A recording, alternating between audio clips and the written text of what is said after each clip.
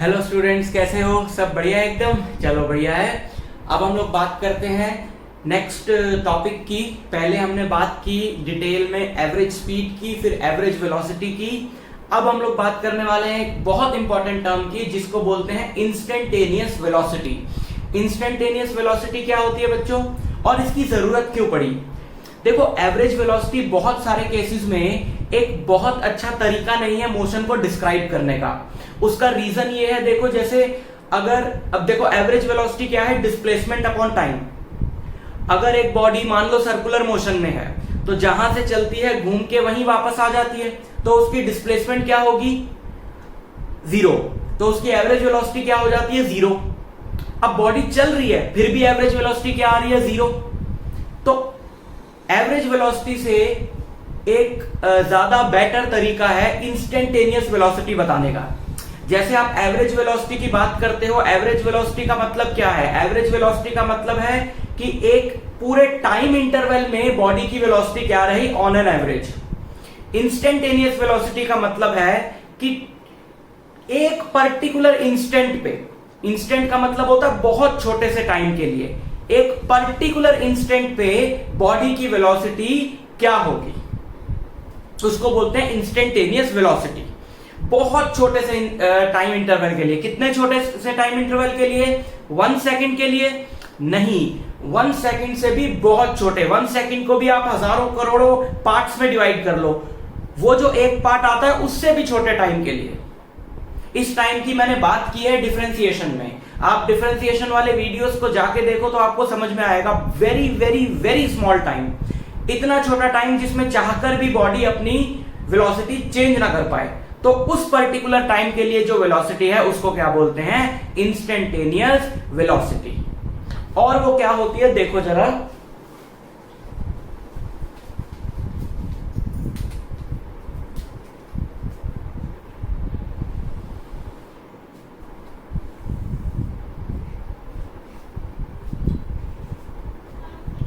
मान लेते हैं कि एक बॉडी ऐसे चल रही है, देखो ये बॉडी का पाथ है, और बॉडी का पाथ मतलब कि बॉडी की पोजीशन है एट एनी टाइम। अब यहां पर एक पर्टिकुलर टाइम पे बॉडी है, मान लो यहां पर पॉइंट ए पर, तो ए पॉइंट का पोजीशन वेक्टर क्या होगा बच्चों?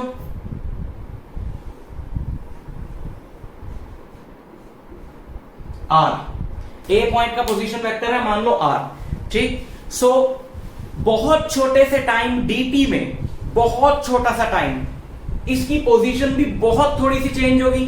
हम मान लेते हैं कि इसका पोजीशन वेक्टर r से हो गया r प्लस dr, है ना, उसमें छोटा सा डिफरेंस और ऐड हो गया dr, बिल्कुल नेग्लिजिबल सा। तो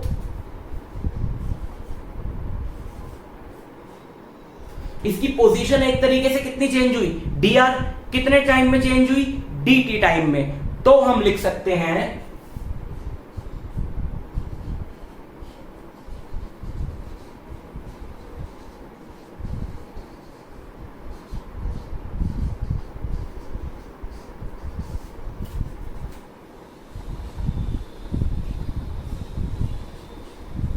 आपकी इंस्टेंटेनियस वेलोसिटी जो वेक्टर फॉर्म में होगी वो होगी dr वेक्टर अपॉन dt, ठीक है।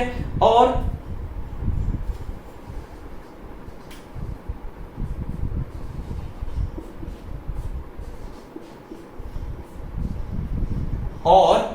अगर ये 1 डायमेंशनल मोशन हो, सीधी सीधी जा रही है बॉडी, तो हमको वेक्टर फॉर्म में लिखने की जरूरत भी नहीं है। बॉडी एक्स एक्सिस में जा रही है और बॉडी ने मान लो बहुत थोड़ा सा डिस्टेंस ट्रेवल किया है dr in time dt, so that is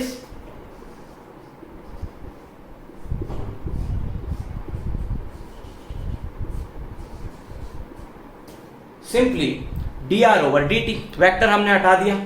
और आप जानते हैं कि dr अपॉन dt कैसे आएगा? To find dr upon dt, differentiation वाले वीडियोस देखे हैं ना आपने। To find dr upon dt we need to have a function of r in terms of t, और फिर आप उसको डिफरेंशिएट कर दो तो सीधा dr बाई dt आ जाता है। वहां पर मैंने बहुत एग्जांपल दिए हैं इसके, यहां पर भी एक दो मैं इंक्लूड कर देता हूं। फॉर एग्जांपल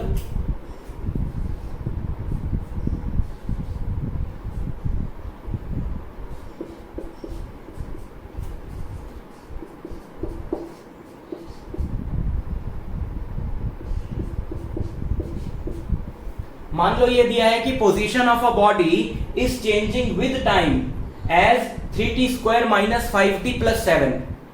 अब बताओ कि वेलोसिटी, इंस्टेंटेनियस वेलोसिटी का फंक्शन क्या होगा।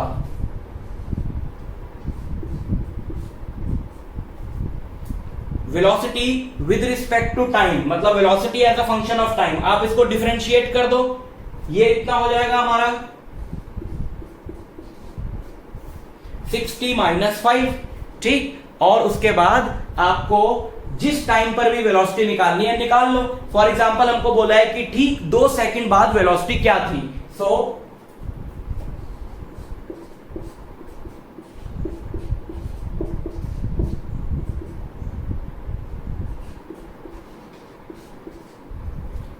दो सेकंड बाद वेलोसिटी थी 7 मीटर पर सेकंड, ठीक। मीटर पर सेकंड मैंने इसलिए लगा लिया, मैंने एज्यूम कर लिया कि ये सब स्टैंडर्ड यूनिट्स में है, तो वेलोसिटी आएगी मीटर पर सेकंड में, ठीक। यहां पर हमको वेक्टर लगाने की जरूरत नहीं पड़ी क्योंकि ये भी हमको वेक्टर फॉर्म में नहीं गिवन था। अगर ये भी वेक्टर फॉर्म में गिवन हो तो वेक्टर फॉर्म रहने दो, वैसे ही डिफरेंशिएट कर दो, वेक्टर फॉर्म में ही डिफरेंशिएट कर दो। कैसे, देखो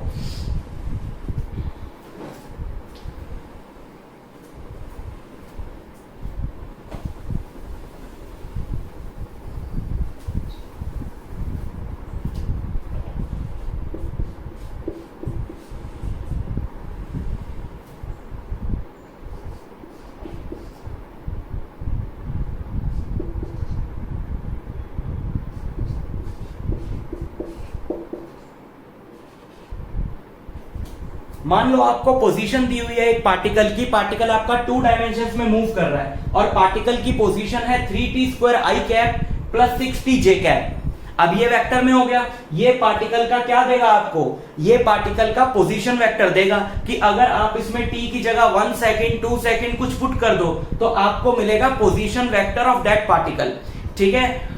तो हमें मान लो अब बोला है कि अब निकालो velocity vector at t equal to 2 second. अब देखो पहले तो आप इसको वेलोसिटी निकालोगे, इसकी इंस्टेंटेनियस वेलोसिटी, इसको डिफरेंशिएट करके, ठीक। उसके लिए i कैप j कैप अपनी जगह रहने दो और इसको डिफरेंशिएट करो।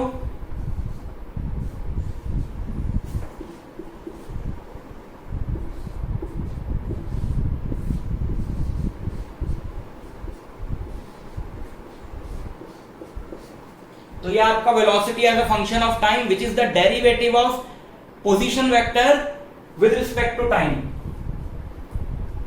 आई कैप को नहीं छेड़ो, 3t² का डेरिवेटिव क्या होगा 6t, so this is 6t i cap plus 6 into t का डेरिवेटिव होगा 6, तो 6 j कैप मीटर पर सेकंड। ये आपको देगा वेलोसिटी का जनरल फॉर्मूला, वेलोसिटी वेक्टर का जनरल फॉर्मूला। अब आपको निकालना है कि उसके वेलोसिटी वेक्टर क्या है, t equal to suppose 2 second पे। तो आप यहां पर t की जगह 2 पुट कर दो। अगर मैं इस इक्वेशन को थोड़ा सा एनालाइज करूं तो मैं ये देखता हूं कि इसका जो y कोऑर्डिनेट है वो टाइम पे डिपेंड नहीं कर रहा, यानी वेलोसिटी वेक्टर का y कोऑर्डिनेट हमेशा 6 है, वो चेंज नहीं होता। वो कौन सा चेंज हो रहा है, x कोऑर्डिनेट चेंज हो रहा है बिकॉज उसमें t आ रहा है ना। ये छोटी छोटी बातें समझनी जरूरी है।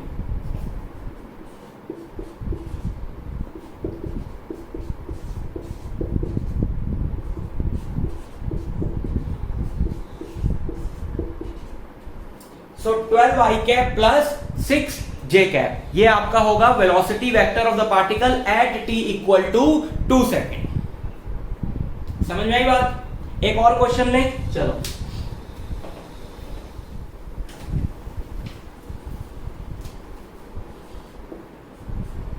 देखो जैसे गिवन है, अब थोड़ा अब इसी तरह का एक लेते हैं जिसमें पोजीशन वगैरह दिया हो है ना, वेलोसिटी पूछी हो, बट थोड़ा सा कॉम्प्लिकेटेड कर देते हैं इसको।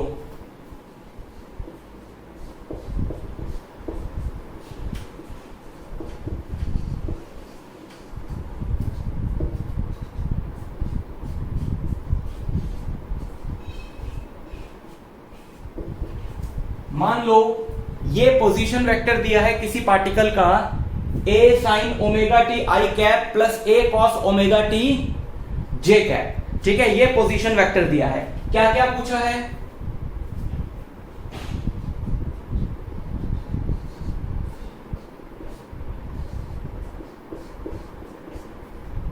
Velocity vector as a function of time,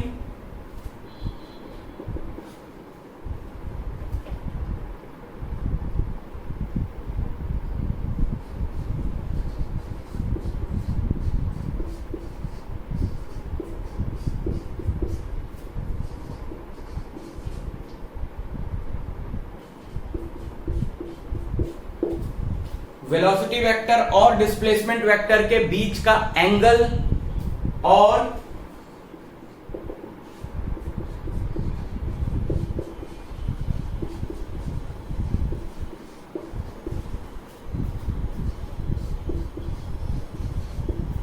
instantaneous speed, ये पार्ट इंपॉर्टेंट है। अभी तक तो हम लोग बात कर रहे हैं सिर्फ इंस्टेंटेनियस वेलोसिटी की, तो इंस्टेंटेनियस स्पीड कैसे निकालूं मैं? इस क्वेश्चन को ध्यान से समझो।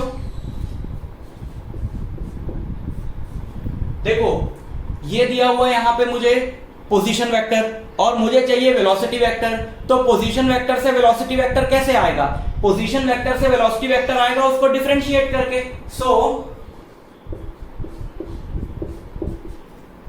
इसका डेरिवेटिव बच्चों a as it is a constant है, साइन थीटा का डेरिवेटिव होता है कॉस थीटा, लेकिन साथ में अब मैं t के रिस्पेक्ट में कर रहा हूं तो ओमेगा साथ में मल्टीप्लाई होगा ना, चेन रूल। डिफरेंशिएशन वाले वीडियोस देख लो अच्छे से जाके, तो इसको डिफरेंशिएट करके आएगा a cos omega t into omega.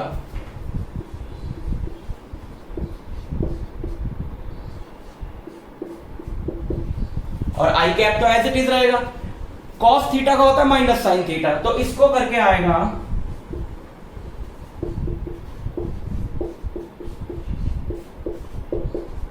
ये, तो ये हमारा पोजीशन वेक्टर हो गया और ये उसके कॉरेस्पॉन्डिंग वेलोसिटी वेक्टर हो गया।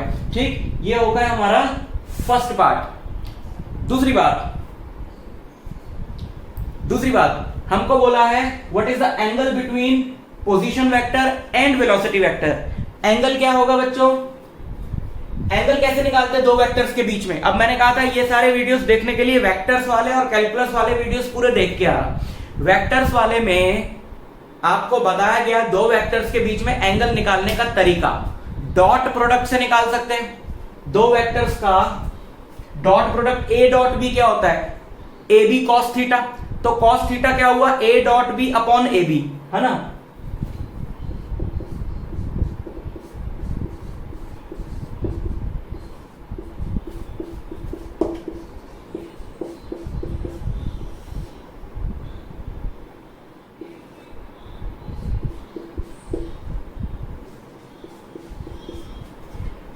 मतलब वेक्टर्स का डॉट प्रोडक्ट डिवाइडेड बाय उनका मैग्नीट्यूड का प्रोडक्ट। अच्छा, दो वेक्टर्स का डॉट प्रोडक्ट कैसे निकालते हैं? आई वाले कोएफिशिएंट को आई वाले से मल्टीप्लाई करते हैं, जे वाले को जे वाले से मल्टीप्लाई करते हैं। तो मल्टीप्लाई करो जरा, इसको इससे मल्टीप्लाई करो तो ये बनेगा A square omega sine omega T cos omega T.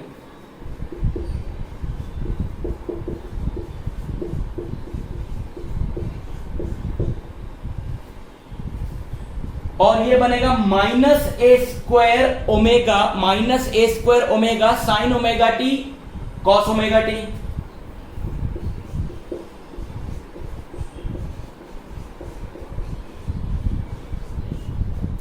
ठीक है, हाँ आ रहा है। अब देखो ये दोनों सेम है, ये कैंसिल होके हो जाएंगे जीरो। अब डिनोमिनेटर में इनके मैग्नीट्यूड्स को खोल के लिखने की जरूरत नहीं है, न्यूमरेटर जीरो हो गया तो पूरा आंसर जीरो हो गया।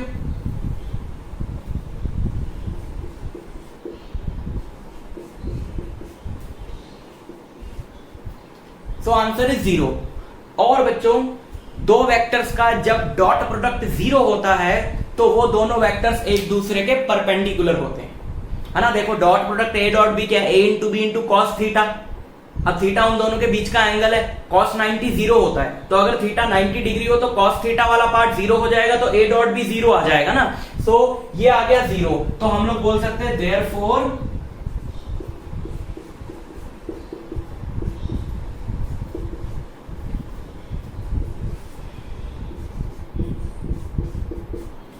हम लोग बोल सकते हैं VT is perpendicular to RT।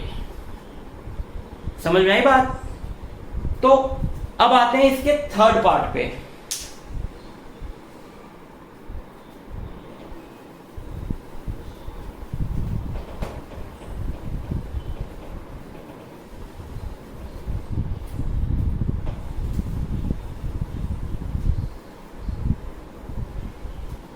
Third part क्या कह रहा है बच्चों, थर्ड पार्ट कह रहा है कि what is the value of instantaneous speed. मैं आपको एक बहुत इंपॉर्टेंट पॉइंट बता रहा हूं यहां पे, instantaneous speed is the magnitude of instantaneous velocity. आपने किसी पॉइंट पे इंस्टेंटेनियस वेलोसिटी निकाली, तो वेलोसिटी तो वेक्टर है, तो वो वेक्टर फॉर्म में आ गया, जैसे हमारा आया यहां पे, जैसे आया था पिछले एग्जांपल में। आपको निकालना है इंस्टेंटेनियस स्पीड, तो आप उस इंस्टेंटेनियस वेलोसिटी वेक्टर का मैग्नीट्यूड निकाल दोगे। देखो जरा, ये है ना मैग्नीट्यूड, क्या होता है बच्चों, अंडर रूट आई के कोफिशिएंट का स्क्वायर प्लस जे के कोफिशिएंट का square. So instantaneous speed is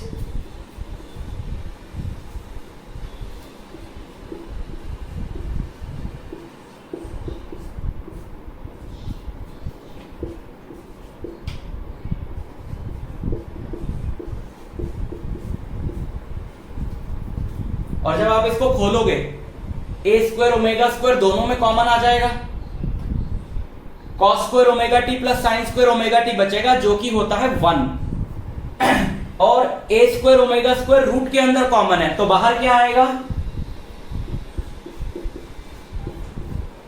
बाहर आएगा ए इंटू ओमेगा, और यही होगी इंस्टेंटेनियस स्पीड। तो यहां पर जो आपको इंपॉर्टेंट पॉइंट याद रखना है, इंपॉर्टेंट पॉइंट उसको लिख ले जरा हम, वेरी वेरी इंपॉर्टेंट।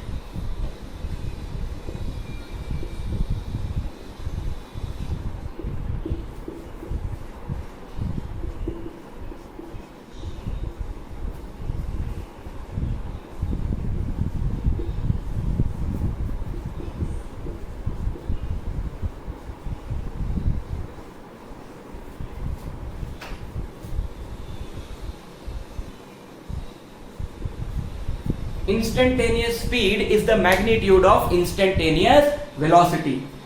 बोलोगे तो नहीं, बहुत इंपॉर्टेंट बात, ठीक है। नेक्स्ट क्वेश्चन,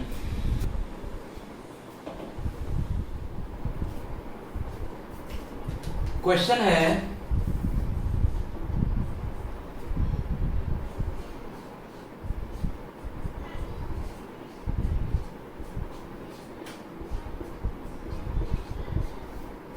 ये हमको पोजीशन का फंक्शन दिया है विद टाइम एक पार्टिकल का, ठीक है, जो मान लेते हैं हम एक्स एक्सिस के अलोंग मूव कर रहा है। क्या क्या निकालना है हमको, सपोज सबसे पहले बोला है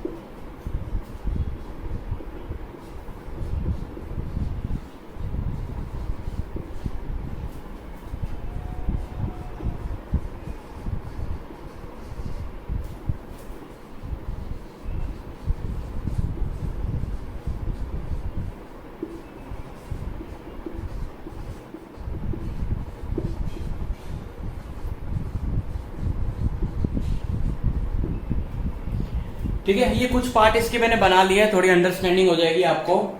एक हमको ये डिस्प्लेसमेंट फंक्शन दिया है, ठीक है। सबसे पहले क्या बोला है कि मैक्सिमम डिस्प्लेसमेंट क्या है।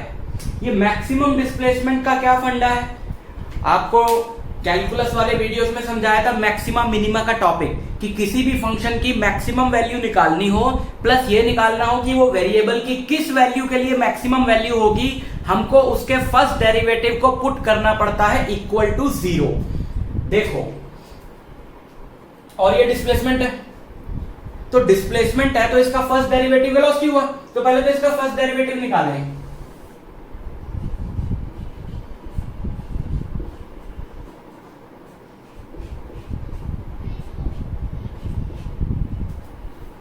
ठीक है, इसका फर्स्ट डेरिवेटिव आया -4t + 4, इसको इक्वल टू 0 रखा।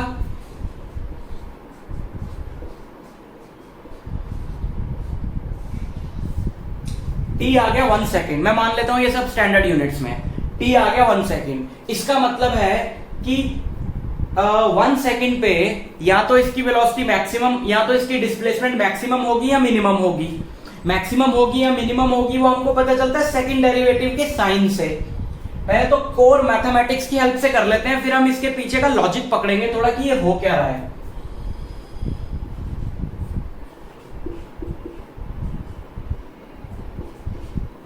सेकंड डेरिवेटिव आया बच्चों इसका -4, इसका मतलब है ये मैक्सिमा की वैल्यू है, so displacement is maximum at t = 1 second. अब ये क्या फंडा है, देखो ये कुछ इस तरह का मोशन रहा होगा कि जैसे बॉडी यहां से चली और वो जाती तो इस तरफ है, वो मान लो एक्स एक्सिस में पॉजिटिव डायरेक्शन की तरफ जा रही है, बट उसकी जो एक्सेलरेशन है वो इस तरफ होगी, मतलब लगातार उसको इस तरफ खींचा जा रहा है, तो ऐसे जाके फिर उसकी वेलोसिटी कम होती जाती है, कम होती जाती है और फाइनली वो पलट जाती है।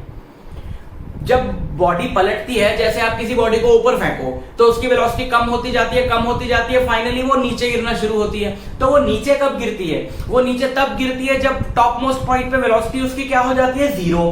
इसी तरीके से ये ऐसे जाते जाते जाते जाते यहां कहीं पे इसकी वेलोसिटी क्या हो गई, 0, और वो टाइम क्या है, 1 सेकेंड, और उसके बाद बॉडी वापस आई, तो वही तो मैक्सिमम डिस्प्लेसमेंट होगी ना, है ना। तो आप चाहे इसको इस तरीके से ले लो कि भाई हम इसको मैक्सिमा मिनिमा से कर रहे हैं कि फर्स्ट डेरिवेटिव को हमने 0 रखा, या आप लॉजिक लगा लो कि भाई जहां वेलोसिटी 0 होगी उसके बाद बॉडी पलटी है तो वहीं तक इसकी जो डिस्प्लेसमेंट है वो मैक्सिमम होगी। ठीक है, सो इसकी डिस्प्लेसमेंट मैक्सिमम है 1 सेकेंड पे, और वो कितनी होगी, 1 डालो पोजीशन वाले में, -2 + 4 + 5,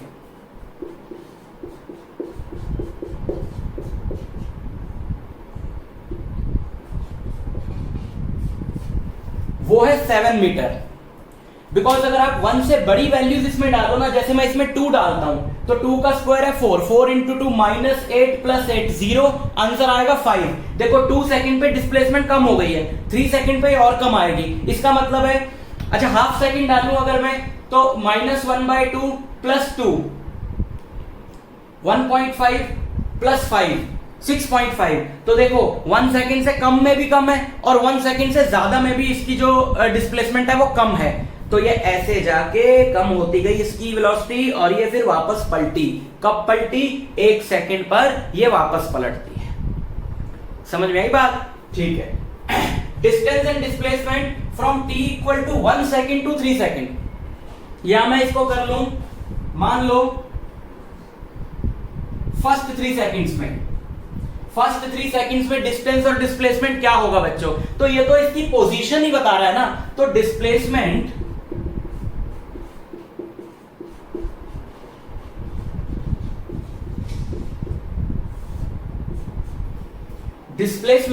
इसकी डिस्प्लेसमेंट होगी सीधा यहां पे t को 3 डालो, t को हमने 3 डाला तो ये कितना आया था?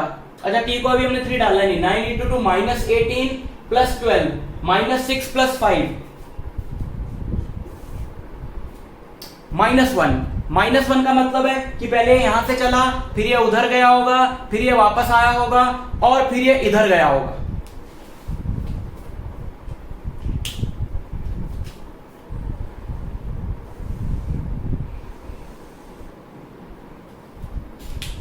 यहां से हमारा ये पार्टिकल चला है 0 से, 1 सेकंड पे ये यहां है, 2 सेकंड पे इसकी डिस्प्लेसमेंट आई थी 5, ये डिस्प्लेसमेंट है 7,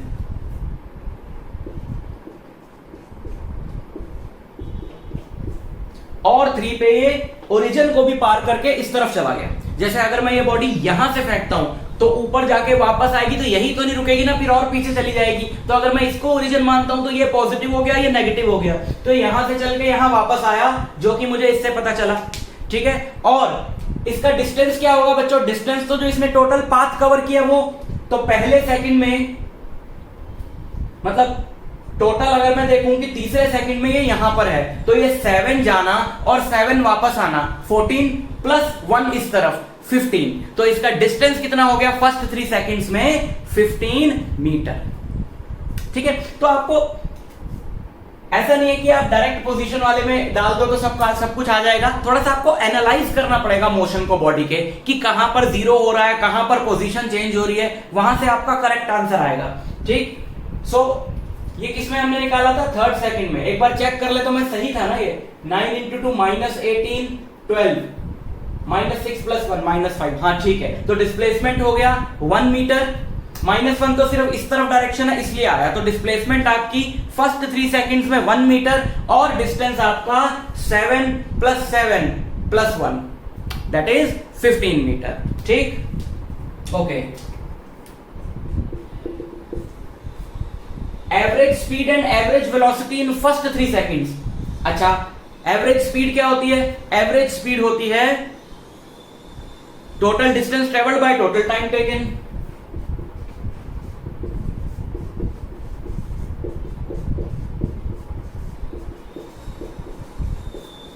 टोटल डिस्टेंस पहले 3 सेकंड्स का 15 था, बाय 3 5 मीटर पर second. Average velocity is displacement upon time, displacement है 1, है ना? आप -1 चाहो तो डाल सकते हो, उससे डायरेक्शन का आइडिया मिल रहा है बस, but magnitude of the displacement is 1 unit.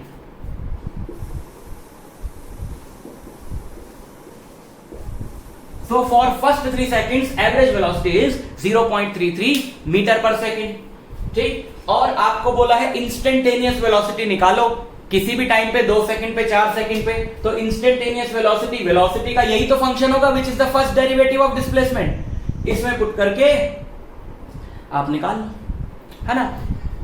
इसी टाइप का थोड़ा बड़ा क्वेश्चन डीपीपी में डाला है, वो आप सॉल्व करना, बड़ा मजा आएगा आपको। और मिक्स डीपीपी ला रहा हूं एवरेज स्पीड और एवरेज वेलोसिटी के कॉन्सेप्ट पे। एवरेज स्पीड, एवरेज वेलोसिटी और इंस्टेंटेनियस स्पीड और वेलोसिटी, ठीक है, उसको सॉल्व करना। और मैं आपसे मिलूंगा अगले वीडियो में, ठीक है।